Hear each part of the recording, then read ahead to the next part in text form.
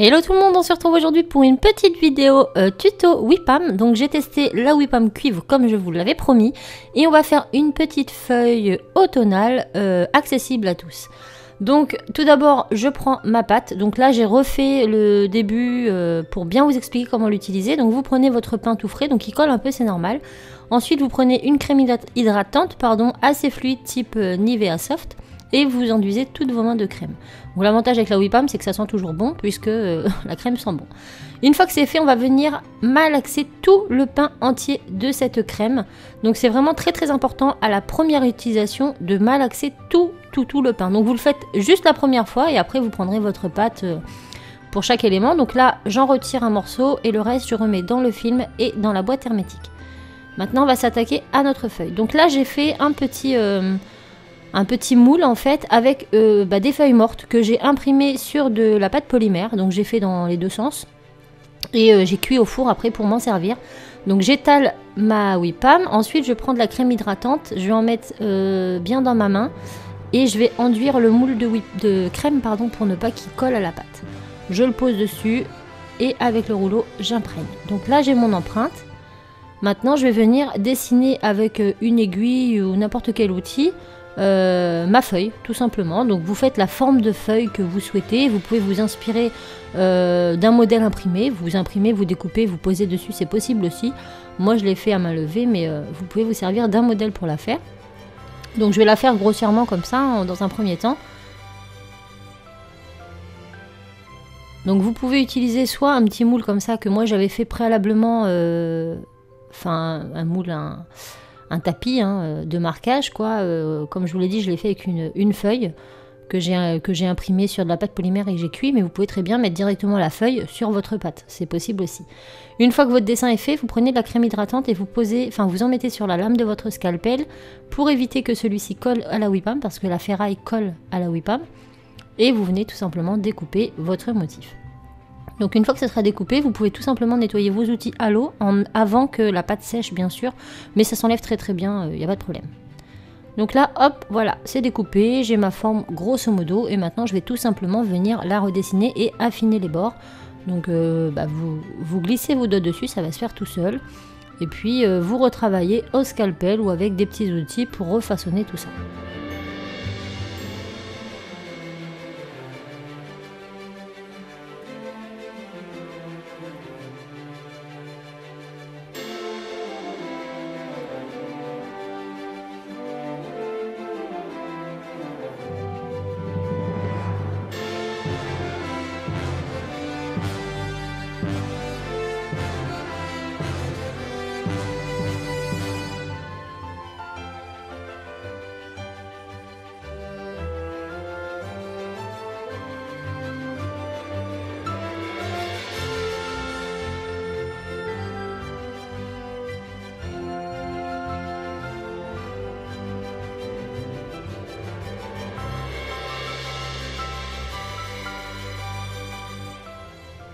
Une fois que c'est fait, je peux repasser ma plaque de texture dessus pour bien remarquer. Et voilà ce que l'on obtient. Maintenant, je vais venir prendre un autre morceau. Donc, je remalaxe toujours tout le pain entier parce que la WIPAM a tendance à sécher rapidement en surface. Donc, pour éviter qu'elle croûte, etc., on remalaxe tout. Je reprends un petit bout, je range l'autre. Toujours penser à bien ranger, ne pas trop longtemps les laisser à l'air libre parce que sinon, ça va sécher beaucoup trop vite. En surface, bien sûr. Donc là, je vais venir faire tout d'abord une boule bien lisse. Donc il faut vraiment qu'elle soit bien lisse. Vous malaxez bien votre pâte et hop, une fois qu'elle est bien malaxée, on forme la boule dans le creux de notre main. Et une fois que la boule elle est faite, on va venir faire un colombin en affinant plus une partie que l'autre. Et là, on va tout simplement faire la tige de le centre et la tige de notre feuille. Donc on la fait comme ça à main levée. On vérifie les dimensions. Hop, on pose et on va couper un peu plus loin comme ceci. Je range le reste de pâte et maintenant je sors ma clé au colle. Donc moi je l'ai mis dans un petit flacon comme ça pour que ce soit plus simple à poser. Et je vais venir mettre, donc là je coupe la petite queue. Je viens mettre la clé au colle sur le centre, donc là où je vais coller mon élément. Donc là la clé au colle est blanche, mais une fois sec elle sera totalement transparente, ça ne se verra absolument plus. Je prends ma tige et sur le côté le plus large, je vais venir creuser un petit peu comme ça avec le dotting tool. Voilà. Maintenant, je pose la partie la plus pointue et la plus fine à l'extrémité de ma feuille et je colle l'élément. Ensuite, comme je vais faire un pendentif, je vais recourber la queue de ma feuille sur le centre. Donc je place un petit morceau, hop, j'arrondis bien comme ça avec un dotting tool et je place un petit point de colle. Et voilà, ma feuille est prête, donc on peut venir bouger un petit peu les feuilles et on la laisse sécher plus de 48 heures. Enfin moi il m'a fallu 48 bonnes heures pour qu'elle soit totalement sec et dure. Et maintenant, soit vous la laissez comme ça, soit vous faites comme moi et vous la patinez. Donc moi je l'ai patinée avec de la peinture noire. Donc vous posez votre peinture assez diluée et vous estompez avec une lingette humide ou un petit chiffon humide, peu importe. Donc je patine tout le dessus de ma feuille.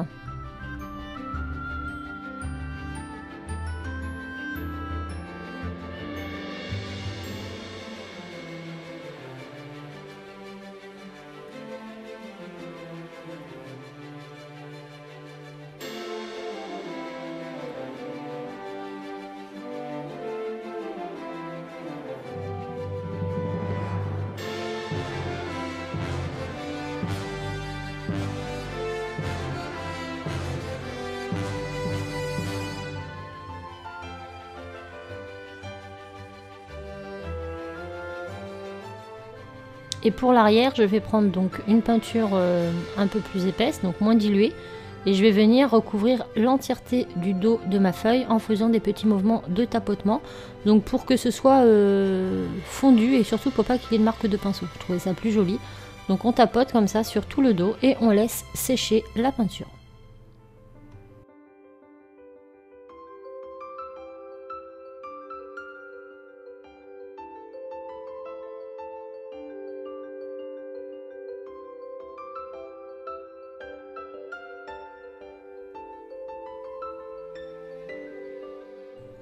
Une fois terminé, je vernis avec le Oui Vernis brillant. Donc à 20 cm de haut, vous vaporisez. On fait ça pour devant, on laisse sécher 30 minutes et après on fera l'arrière. Et s'il y a des endroits où il y a un peu trop, eh ben on estompe avec un pinceau. Et c'est fini, on laisse sécher 30 minutes et ce sera prêt à monter. Et voilà, je l'ai monté sur une chaîne dorée, donc n'hésitez pas à liker et à vous abonner pour plus de vidéos. Ce tuto est vraiment à la portée de tous, débutants comme experts. Il est très simple à réaliser, j'espère qu'il vous aura plu. Je vous fais plein de bisous et je vous dis à vendredi pour un nouveau tuto. Ciao!